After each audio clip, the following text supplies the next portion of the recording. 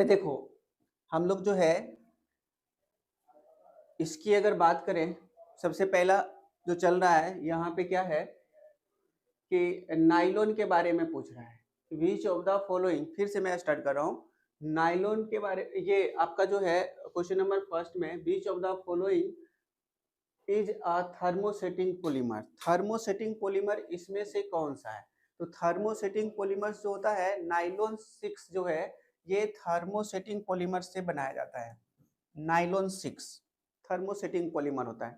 Okay, अगर हम बात करें दूसरा क्वेश्चंस की, तो इसमें जो है थ्योरेटिकल क्वेश्चन ज्यादा होता है। बस ध्यान रखना है कि किस टाइप के पूछ रहा है क्वेश्चंस, उससे रिलेटेड एग्जाम्पल को ज्यादा ध्यान में रखने की जरूरत है इस चैप्टर में। उसी से रिलेटेड ज्यादातर क्वेश्चंस इसमें बनते हैं। जैसे यहाँ पे देखो कह रहा है कि पोलीएमाइड, पोलीएमाइड इसमें से कौन सा है? तो पोलीएमाइड टेरिलीन में पोलीएमाइड्स होते हैं, टेरिलीन इसका आंसर हो जाएगा।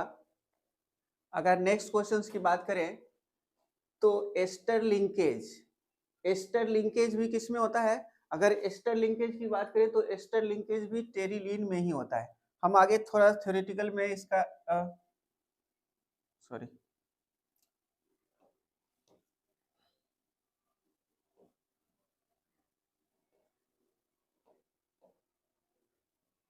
कह रहा है एस्टर लिंकेज, एस्टर लिंकेज जो है टेरिलीन में होता है।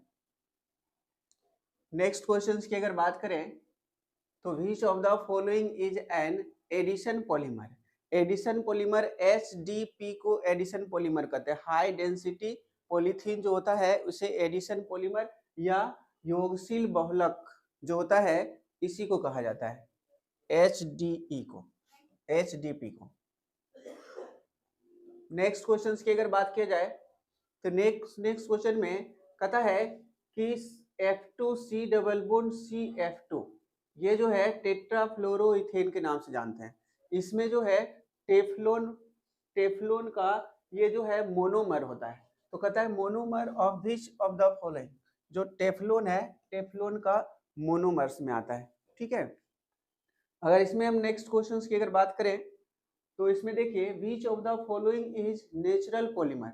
नेचुरल पॉलीमर में कौन सा आता है? अगर नेचुरल पॉलीमर की बात करें तो प्रोटीन्स जो है नेचुरल पॉलीमर में आता है। प्रोटीन्स हो गया नेचुरल पॉलीमर्स, और एक आइसोप्रीन, ये दो सॉरी आइसोप्रीन जो होता है नेचुरल रबर इसको कहते हैं, और नेचुरल पॉलीमर जो हो गया प्रोटीन हो गया। तो यहाँ पे प्रोटीन्स हो गए। Bakelite is obtain from phenol bye reacting it with, मतलब बेकेलाइट फिनॉल से किसके साथ अभिक्रिया द्वारा प्राप्त होता है? अगर हम बेकेलाइट की बात करें तो बेकेलाइट में फॉर्मल्डिहाइड से रिएक्शन करता है। फिनॉल जो है फॉर्मल्डिहाइड से रिएक्ट करके क्या बनाता है? बेकेलाइट का फॉर्मेशन करता है। इसका स्ट्रक्चर हम लोग कर चुके हैं। ठीक है, यहाँ पे करने की जरूरत नहीं है, ज्यादा टाइम देने की जरूरत नहीं है इस सब चैप्टर में।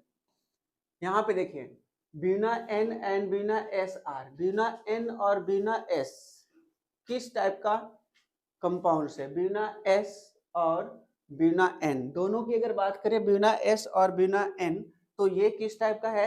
दोनों का दोनों सिंथेटिक है। ठीक है, ये सिंथेटिक रबर होता है।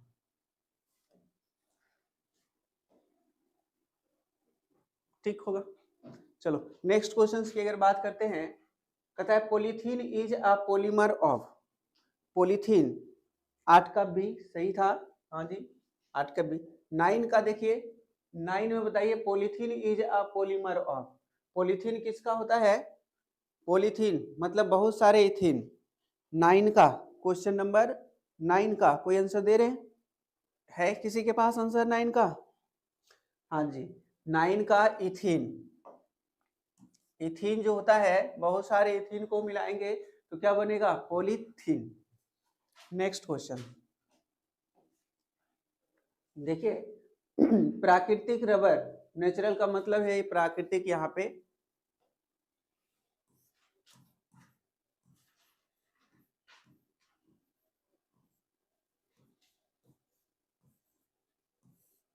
प्राकृतिक रबर किसका बहुलक है? प्राकृतिक रबर जो है अगर देखा जाए तो आइसोप्रीन जो होता है प्राकृतिक बहुलक प्राकृतिक रबर या प्राकृतिक बहुलक कहते हैं। आइसोप्रीन प्राकृतिक बहुलक में आता है। इसके बाद विच of the following is a biodegradable. Biodegradable इसमें से पॉलीमर कौन सा होता है? तो बायोडिग्रेडेबल पॉलीमर जो होता है सेलुलोज की अगर बात करें तो ये बायोडिग्रेडेबल पॉलीमर्स में आते हैं। सेलुलोज, हाँ जी सेलुलोज 10 का ए, हाँ 10 का ए तो मैंने किया था ना, ठीक है। नेक्स्ट में 11 का जो है बायोडिग्रेडेबल पॉलीमर, मतलब कि ये जो पॉलीमर है ये बायोडिग्रेडेबल आसानी से गल जाता है, इसी को हम क्या कहते हैं? सेलुलोज। सेलुलोज जो है बायोडिग्रेडेबल पॉलीमर्स में आता है। 11 का सी नहीं जी, पीवीसी। अरे पीवीसी कहाँ गलता है भाई, सेलुलोज है। हाँ जी गौरव जी गुप्ता, सही है।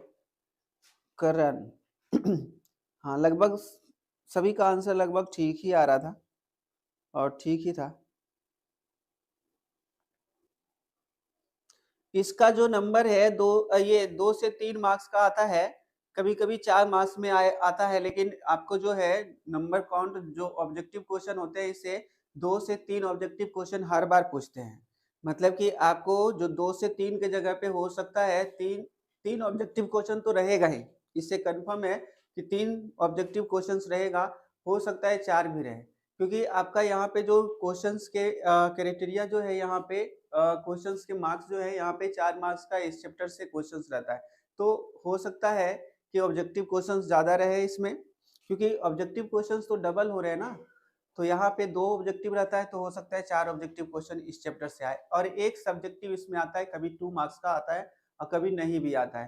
तो ध्यान रहे ऑब्जेक्टिव कंफर्म है कि आएगा, सब्जेक्टिव की बात नहीं कर रहे। सब्जेक्टिव आ भी सकता है नहीं भी, लेकिन सब्जेक्टिव भी कंफर्म होता है कि 2 मार्क्स में हमेशा पूछ ही देता है, एक ना एक सब्जेक्टिव रहता ही है, जिसमें से आपको किसी का स्ट्रक्चर बना करके पूछ देता है। जैसे मैं सब्जेक्टिव की बात करूं तो सब्जेक्टिव देखो इस टाइप से रहता है give 2 example of synthetic rubber.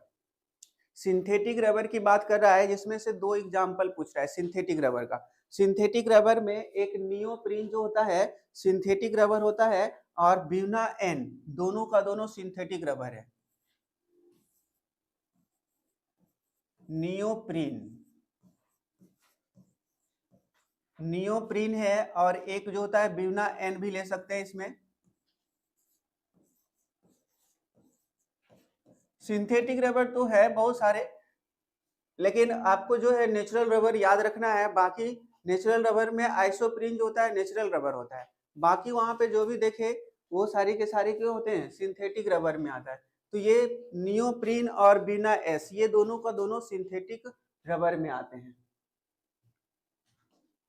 देखो इसमें ये 2 मार्क्स का क्वेश्चन आता है, तो इस टाइप के क्वेश्चंस आते ही आते हैं हमेशा, ध्यान रखना।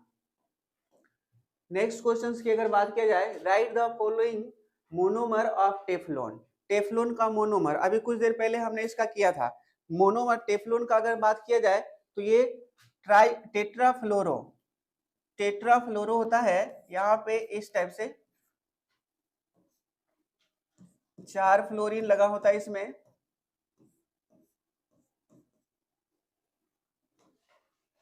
टेट्राफ्लोरो। ये जो होता है टेफ्लॉन का मोनोमर है, क्लियर है? हाँ जी टेफ्लॉन का मोनोमर, इसे टेट्राफ्लोरोइथेन के नाम से जानते हैं, सॉरी इथीन के नाम से जानते हैं, टेट्राफ्लोरोइथीन। इसका नाम भी मैं लिख देता हूं, टेट्राफ्लोरो।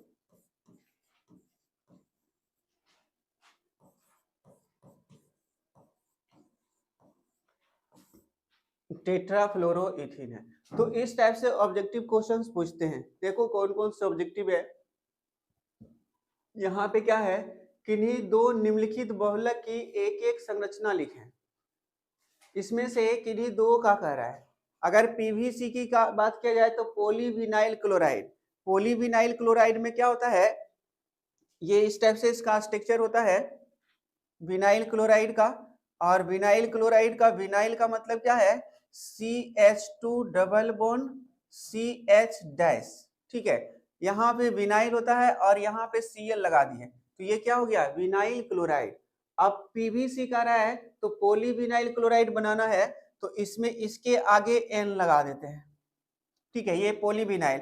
अब स्ट्रक्चर इसका बनाने के लिए कह रहा है, तो आप स्ट्रक्चर पॉलीविनाइल बनाना है, तो यहाँ पे 2 हाइड्रोजन है, इन 2 हाइड्रोजन को ओपन कर दीजिए, और पॉली बनाने के लिए कह रहा है, तो इस टाइप से इसके बॉन्ड को तोड़ लीजिए, और साथ में CH Cl और ये सॉरी डैश, ये जो है PVC है, पॉलीविनाइल क्लोराइड का स्ट्रक्चर है। इसी टाइप से अगर नाइलॉन 66 की बात किया जाए, तो नाइलॉन 66 में क्या होता है कि इसमें आपका नाइलॉन 66 में एमाइड ग्रुप होता, एमीन ग्रुप होता है, सॉरी एमाइड ग्रुप होता है। अगर इसका देखा जाए तो इस टाइप से स्ट्रक्चर होता है,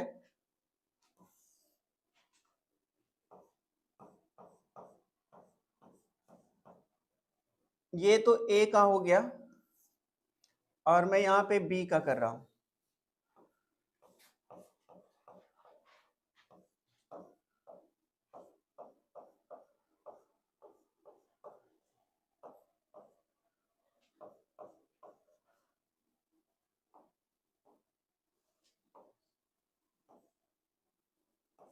देखो अगर इसको फिर से कंटिन्यू रखेंगे तो यहाँ पे टोटल नंबर ऑफ कार्बन कितने आते हैं एमाइड के साथ, यहाँ पे CO के साथ 4, CH2 जो होता है ये 4 होता है, और ये फिर कंटिन्यू हो जाता है। इस टाइप से इसके स्ट्रक्चर होते हैं। सॉरी यहाँ पे N हो गया, इधर क्या आ जाएगा, C आ जाएगा ना, C डबल बॉन्ड हो।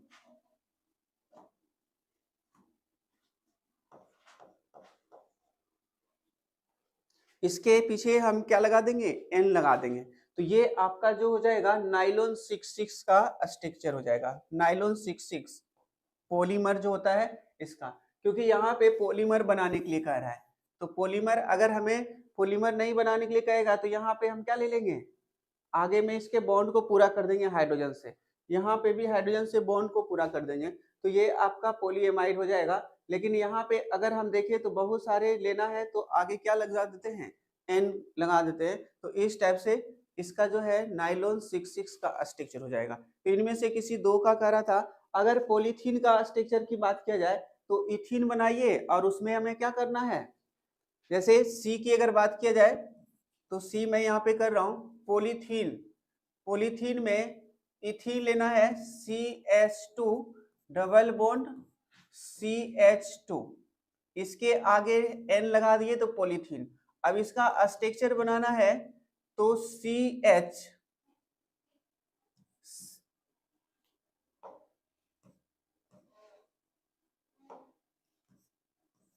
यहाँ पे 2-2 हाइड्रोजन लगा देंगे, दोनों कार्बन पे लगा हुआ है,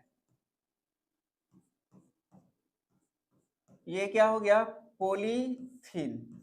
इथीन बहुत सारे अगर कंबाइन हो जाते हैं तो उसको पॉलीथीन नाम देते हैं। और इसी टाइप से अगर एस्टर की बात किया जाए तो बहुत सारे एस्टर लेते हैं, तो उसको क्या कर देंगे, पॉलिस्टर। जैसे अगर इसकी बात किया जाए, हाँ जी नंदनी, क्या नाम क्यों ले रहा है सबका। चलो नेक्स्ट की बात करें, यहाँ पे आप इससे रिलेटेड बात करो ना। अब इसमें अगर हमारे पास बहुत सारे एस्टर आते हैं, एस्टर की अगर बात आए तो एस्टर में क्या करते हैं, एस्टर में फॉर्मूला क्या होता है, COOR एस्टर का। तो जैसे देखो मैं यहाँ पे स्ट्रक्चर डी का बना रहा हूँ, डी का, आप इसमें से किसी दो का ही करने के लिए कह रहा है इसको, तो एस्टर का dash O C double bond O R, ठीक है। इसमें इस टाइप से अगर कर देते हैं तो ये क्या हो गया, पॉलिस्टर, ठीक है। बहुत सारे एस्टर अगर आपस में जुड़ जाता है तो पॉलिस्टर हो जाता है।